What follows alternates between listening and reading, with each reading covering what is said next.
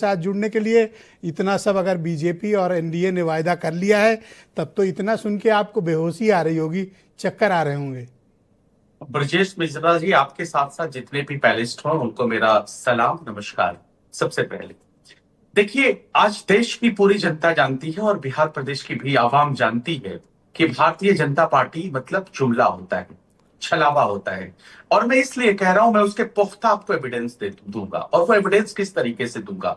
देश के प्रधानमंत्री ऐसे पहले वाहिद प्रधानमंत्री हैं जो लाल किले से जो जो चीजें कही वो चीज जमीन पर नहीं उतरी, इम्प्लांट नहीं हो चुका। अब मैं बताता हूं कैसे। उन्होंने कहा make in India, skill India, develop India, startup India. उन्होंने कहा कि बहुत हो गई महंगाई की बात, अब की बात मोदी सरकार पेट्रोल डीजल के दाम बिहार प्रदेश में देख लीजिए, गैस के दाम बिहार प्रदेश में देख लीजिए। स्टार्टअप नहीं हुआ आज तक, एक भी मेट्रो आज तक अभी भी स्मार्ट सिटीज नहीं बना। उन्होंने कहा था बुलेट ट्रेन चलाने के लिए, 11 सालों से सत्ता में है, बुलेट ट्रेन नहीं चली। उन्होंने कहा था स्विस बैंक से काला धन लेके आएंगे 15-15 लाख रुपए। मुझे लगता है कि आप लोकसभा चुनाव नहीं लड़ रहे हैं, आप बार बार मोदी मोदी मोदी और राष्ट्रीय मुद्दे उठा रहे हैं। क्या बिहार के मुद्दे आरजू खान कम पड़ गए हैं जो आरजेडी को? मेरे सवाल हो जाने दीजिए सर, मैं उतनी देर से देख रहा हूं, अपने बिहार का एक भी लोकल मुद्दा नहीं उठाया। मैं आ रहा हूं, मैं उस पर आ रहा हूं। मैं पहले इनके जुमले गिना दूं, बड़ी लंबी सी फहरिस्त है, थोड़ा सा मैं सुना रहा हूं।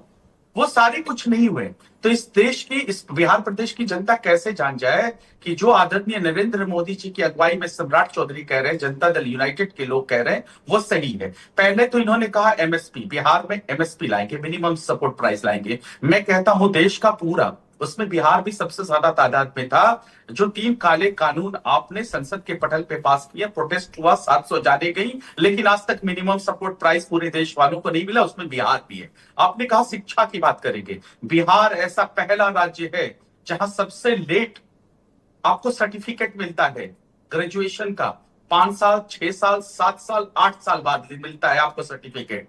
और इतना भी नहीं, उससे ज्यादा मैं आपको बता दूं कितने लोगों के सर्टिफिकेट भी नहीं मिल जाते हैं, जिंदगी भर वो पढ़ाई करते अच्छा, हैं, आज आपने सुना जो अभी उनके पास नहीं समीर होता है। सिंह बीजेपी के प्रवक्ता गिना रहे थे, बिहार में औद्योगिक क्रांति होगी, 100 एमएसएमई इंडस्ट्री, हर जिले में 10 नए औद्योगिक पार्क, हर जिले में 10 औद्योगिक पार्क, 50,000 कुटीर उद्योग और डिफेंस कॉरिडोर।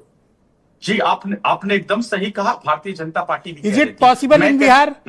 क्योंकि गृह मंत्री जी तो कह गए बिहार में जमीन ही नहीं है।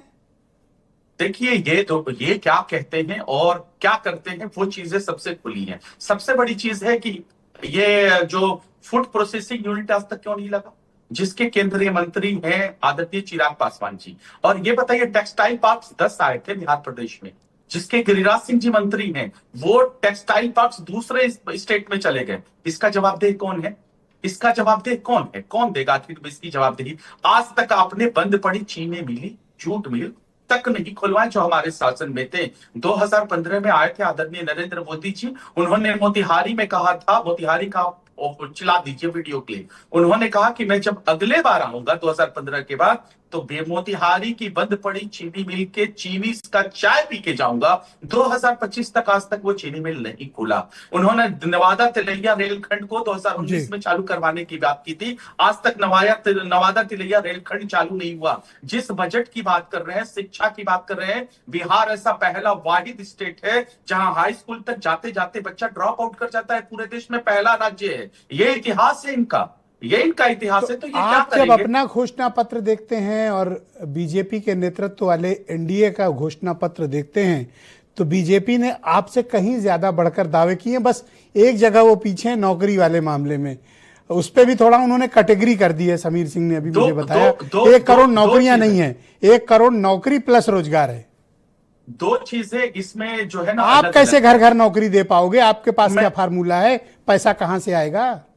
जी, मैं बताता हूं आपको। 20 सालों से शासन सत्ता में रहने के बाद अगर ये 25 से 30 के अंदर ये 1 करोड़ रोजगार देने की बात कर रहे हैं, नौकरी देने की बात कर रहे हैं, तो सबसे पहले बिहार की जनता इस 20 सालों के एनडीए समर्थित सरकार पे कैसे यकीन करेगी? वो जानती है ये जुमले हैं, ये छलावा है। थैंक यू सर, सब लोग जानते हैं। थैंक यू सर, बहुत शुक्रिया। हमारे साथ कृपया बने रहिएगा। मनोज लाल मनु जी मेरे साथ मौजूद हैं, जनता दल